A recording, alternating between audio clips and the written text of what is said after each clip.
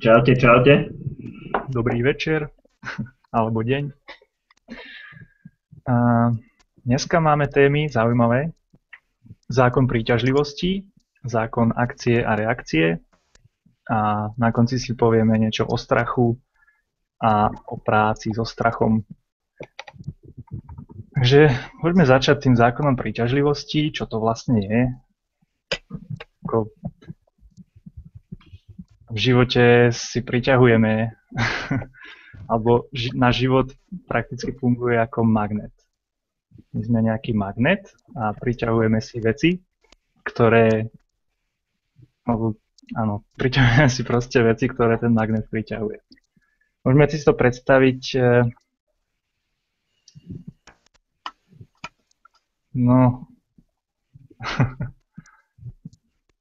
táto príťažlivosť závisí na našom vnútornom rozpoložení, na našich emóciách, na našich myšlienkach.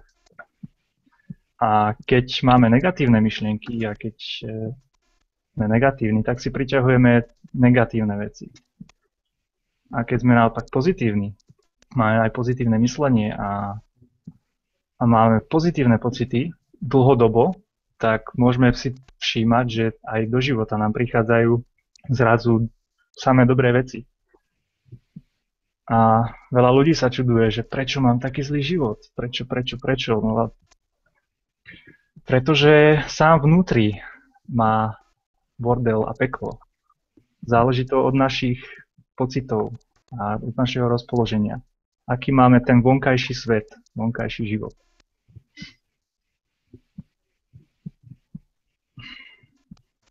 Tam záleží úplne všetko.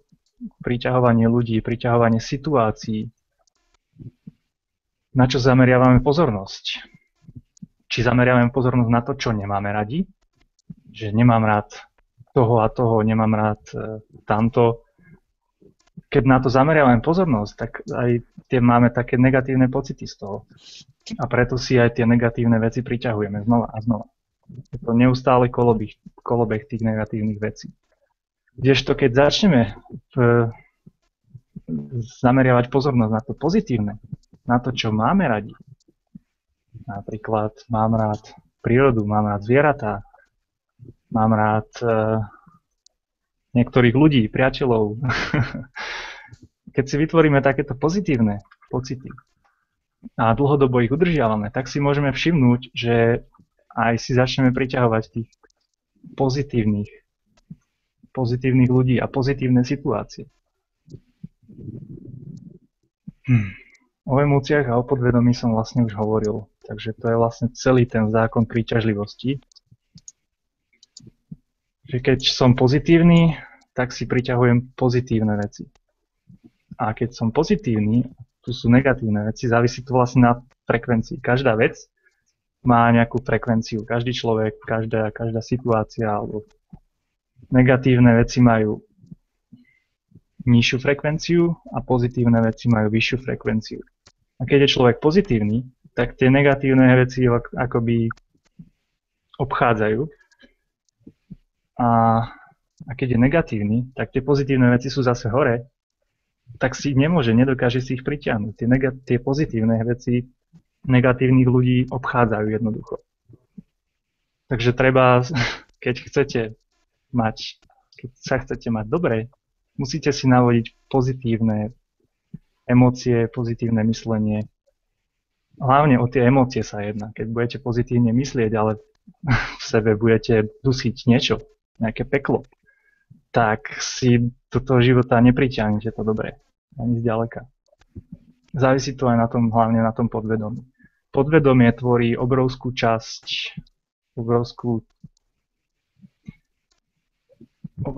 nášho života. Asi 90% činnosti robíme podvedome. Keď jete, nejete to, že nesústredíte sa na to jedlo, vy to proste hádžete do seba, jete podvedome. A keď si umývate zuby, tak proste je to o tom podvedomí.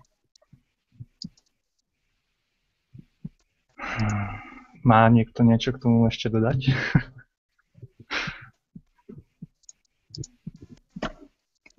No, ja možno začnem na začiatku je ťažko, ako áno, máš pravdu, len niekedy pretaviť sa z tých negatívnych citov do pozitívnych pre tých ľudí môže byť problém. A chvíľu to samozrejme bude trvať, aby som povedal, že netreba sa vstávať hneď po možno dní alebo po 5, možno tí lepší vydržia týždeň, aby sa to nevzdali hneď, lebo ako vravel si, je tam tá vibrácia určitá a kým my z tej negatívnej vibrácie, teda ktorá je dolu, dostaneme sa na tú pozitívnu, ktorá je čosi vyššie.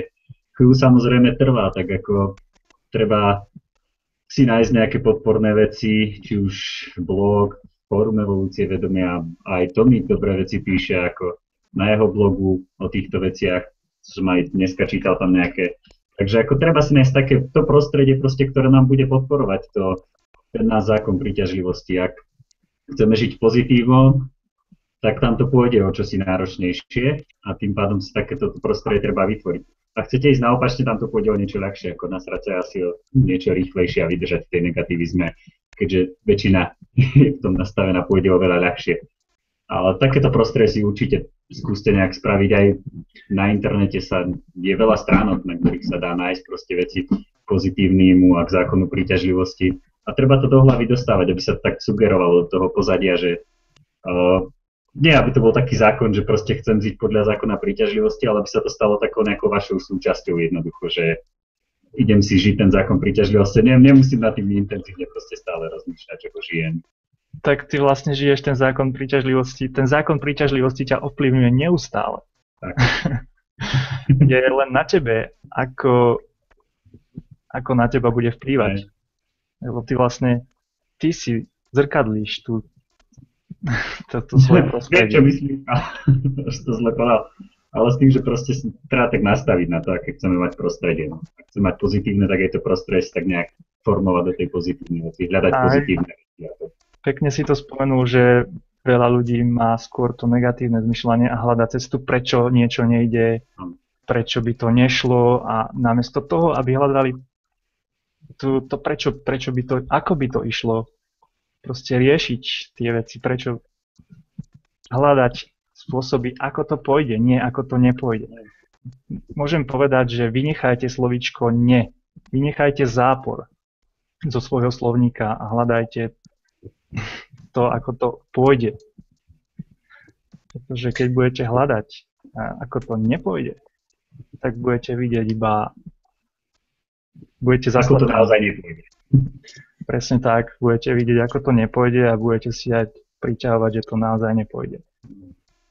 Je taký veľmi zaujímavý fakt, čo sa týka podvedomia, keď si spomenul to slovíčko nie.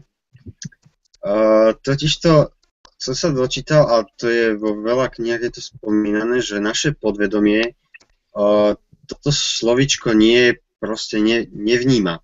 Že ja neviem, keď si často hovorím, že nechcem byť chudobný, tak naše podvedomie v skutočnosti to slovíčko nie nereaguje, teda nevníma, ale jediné, čo podvedomie počuje, že chcem byť chudobný. Čiže nezáleží na tom, čo povieš, ale na tom obsahu. Čiže aj keď to myslíš dobre, že nechceš byť chudobný, tak naozaj sa ním staneš. Pretože to podvedomie to počuje tak, že chcem byť chudobný. Áno, áno. To je zase tam, kde zameriavaš pozornosti. Áno, presne tak. Hovorí sa, že myšlienku nasleduje energia a je na to veľmi jednoduchý pokus, keď si vezmete reťazku alebo špagatík a na to niečo zaviažete, nejaké závažie alebo kamienok a chytíte ju do rúk, ale nehýbete ním. A len sa očami pozeráte na ten bod, na ten kamienok alebo na koniec tej reťazky a snažíte sa ho rozhojdať. Proste pohľadom sa ho snažíte rozhojdať, ale rukou vôbec nehýbete. A po chvíli si všimnete, že tá reťazka sa naozaj hýbe. A má to jedno veľmi logické vysvetlenie, že proste tiež to funguje na podvedomej úrovni, že vlastne my také, ja neviem, ako to nazvať, mikrosvaly alebo ako, sa proste začnú hýbať tak, ako sa ty pozeráš. Že je to taký pekný pokus na túto tému. Zajímavé. A sa zameriavaš, také dostane, tam si zameriaval na chudobnú. na chudobu, takže dostaneš tú chudobu, keď si povieš, chcem byť bohatý, alebo aj nechcem byť bohatý, budeš mať to bohatstvo. Slovo bohatý. V podstate by som to zhrnula nejak tak, že v hlave si vytvárame celý svoj život, celú svoju skutočnosť. A stále záleží na pohľade na ňo a keď je pozitívny, tak svet, život bude pozitívny, a ak bude negatívny, tak bude negatívny. A to už len slovami to viac a viac podporuješ to, čo máš podvedomí, na čo sa zameriavaš. Jo. Ešte k tomu by som aj dodal, ako aj Tomík vravel, že ono hľada tie pozitívne veci proste, ale v tom zmysle, aj si to vravieť, sa tu spomenulo, že proste nie, že som chudobný, ale proste aj Angie to teraz spomína, že som bohatý, radšej si vravieť, alebo som zdravý, nie, že nechcem byť chorý, alebo nie som chorý, ale proste hovoriť si som zdravý, tie pozitívne afirmácie, v tomto jednoducho, tam to pôjde, lebo keď si budete vrať tie negatívne, tak ja Maroš spomínal, že tamto ne, proste slovo, telo, energia nezareaguje. Na to sú tak proste treba do tých pozitívnych afirmácií treba ísť. Možno zo začiatku je to trošku náročnejšie na rozmýšľanie, no teda ako to spravím a nie, že vyhovárať sa to sa nedá, alebo to neviem, alebo to nepôjde, ale proste hľadať tie veci, ako by to šlo a pozitívnym smerom to proste zameriavať. Jednoducho, vždy keď sa pristihnete, že reagujete, alebo že myslíte nejak v tom negatívnom, skúste si nejak tak uvedomiť, že naozaj myslíte negatívne a obrátiť to na opačný pól, ako to sme spomínali s tým zdravím. Že jednoducho nepoviem, že nechcem byť chorý, ale chcem byť zdravý. A postupne si to začať viac všímať a viac sa takto hovoriť. Inak áno, toto vlastne som si uvedomil tento zákon príťažlivosti, keď mi niekto povedal, že budeš chorý. A hovorím, že nebudem chorý. A vždy, keď som to povedal, tak o pár dní som bol chorý. Vždycky. Toto pekne aj Jarda Dušek vysvetľuje, keď dáva tie svoje 4 dohody, že keď niekomu poviete, že teda vyzerá, že máš rakovinu a on začne tomu uverí, tak proste do roka tú rakovinu dostane. Sila. Prečo by niekomu hovoril, že má rakovinu? Tak v mojej profesii som to hovoril už párkrát, ale to asi trošku. Aha. Inak, ja to na čo myslíte, ako tam tá energia vibruje. Ja som bol kedysi veľmi negatívny a mal som tiež také negatívne sklony. A prečítal som si knihu Raz aj v pekle vyjde slnko od Hiraxa a tam vďaka nej som si uvedomil, že veď ja sa nemám až tak zle. Prečo by som sa ja mal akože trápiť kvôli tomu, jak sa mám, keď je na svete asi 80% ľudí, ktorí sa majú horšie ako ja. Nemajú vodu, pitnú vodu, nám teče pitná voda z vodovodu, čo je úplne zlato. To vo svete nie je bežná vec, že teče čistá voda z vodovodu pitná. Veľmi chutná dokonca. Že obrovské množstvo ľudí sa má horšie ako my. Oveľa horšie. A prečo by sme si my mali hovoriť, že sa máme zle? To je hlúposť.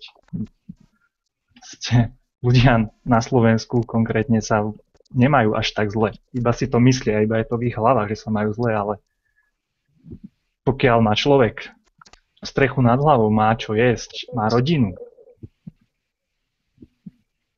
má prakticky všetko, čo potrebuje. Nič viac mu k šťastnému životu netreba. A na to, aby dokázal pozitívne žiť. Ja by som k tomu ešte pekne si to povedal. Dal jedno také cvičenie možno pre ľudí, ktorí si to teda chcú zobrať a chcú nacvičať ten pohľad. Skúste si denne zapísať 3-5 pozitívnych vecí, ktoré sa vám jednoducho stalo, aby ste tu pozornosť začali vedome zameriavať na tie veci. A tak nemusia to byť len veci, môže to byť čokoľvek, čo pozitívne sa vám v daný deň či už stalo, či ste niekoho stretli, či vám zlepšil náladu, či už usnul čokoľvek, ale aspoň napísať si to fakt na papier. No, alebo keď už nemáte ten papier po ruke, ani žiadne pero, ani počítač, ani nič, tak aspoň v hlave si to zopakovať, že super, tak dneska sa mi stalo to, môžem byť vďačný za toto a vymenovať si to, aby ste si to začali postupne pomaličky uvedomovať. Že naozaj, ako si bral strašne veľa vecí, ktoré bereme tak ako samozrejme, že si to ani neuvedomujeme. Ako minulé sa zakúčuje jeden príbeh, že proste my nastavujeme budík každý večer si, s tým, že si ho dá každý na svoj čas, ale pritom nikto nevie, že či sa vôbec ráno zobudí. To je taká istota a proste všetci to bereme ako samozrejmosť. Je to aj o tom všímaní si tých vecí pozitívnych. Veľa ľudí si hlavne všíma tie negatívne veci. Proste aj na iných ľuďoch vidíme to negatívne a irituje nás to negatívne, ale nedokážeme vidieť to pozitívne. Alebo aj nejaké situácie, nevidíme v tom niečo dobré. Vždycky v tom hľadajú ľudia iba to zlé. Neviem prečo, ale je to tak. Neviem, k tomuto by som povedala, že absolútne vôbec nesúdiť. Čo je dobré, či je zlé, čo je príjemné, nepríjemné, všetko proste len je. Neviem, nejak som sa odprostila od toho považovať ľudí, že a ten bude asi taký, ten bude asi taký, ten čo hovorí, tak to vysvetľuje, že je taký. Všetci nejakí sú a na všetko majú dôvody. Na tie dobré reči, na tie zlé, na niekedy aj na to ohováranie, alebo keď jeden deň hovoria pekne, druhý deň škaredo, proste vždy je všetko v tých ľuďoch a nemôžeme vedieť, koľko ďalších miliónov problémov je a udalostí je za tým. Takisto za všetko, čo sa deje. Nikdy nemôžeme vidieť úplne pod povrch, takže všetko proste len je. A není na nás, aby sme to súdili, len aby sme to prijali. A zariadili si svoj život podľa toho, ale nijak ináč to neovplyvňuje vlastne ostatné. Jasné, toto už je taký trošku vyšší level, ale väčšina ľudí naozaj berie na takom tom úplne základnom leveli, že to vnímajú ako dobré a zlé. Ako to na nich vplýva ten moment. Proste keď ti dá niekto facku, tak to asi nebudeš nejak brať neutrálne alebo všetko. Nepoďakuješ. Na ľudí vplýva všetko ako dobré alebo zlé. A väčšinou hľadajú tie zlé veci. A vidia zlé veci. Čiže je to o tej pozornosti, zamerať tú pozornosť na tie pozitívne veci. Všade sa, v každom, vo všetkom sa dá nájsť nejaké pozitívum. Tak úplne vo všetkom. Aj keď vstúpite do hovna, tak tam môžete nájsť pozitívum. Aspoň je teplé. Presne tak. Alebo že aspoň si konečne umiem topánky, treba. Úplne, treba hľadať tie maličkosti, úplne drobnosti, pozitívne veci a zmení vám to myslenie. Fakt. Preprogramujete z toho negatívneho na pozitívne. Stačí iba hľadať tie maličkosti pozitívne a možno si ich aj zapisovať. Ja som každý deň šťastná už len za tú farbu oblohy. Každú chvíľu je úplne inak sa mraky zoskupujú, úplne iné obrázce vytvárajú a vždy je to taká krása. Od oranžovej, žltej, cez modrú, pomaly do zelená, sivú, rúžovú, všetko, fialovú, neskutočná nádhera. Každú jednu sekundu. Už len to stačí sa pozrieť do neba a vidíme. A vidíme nebo.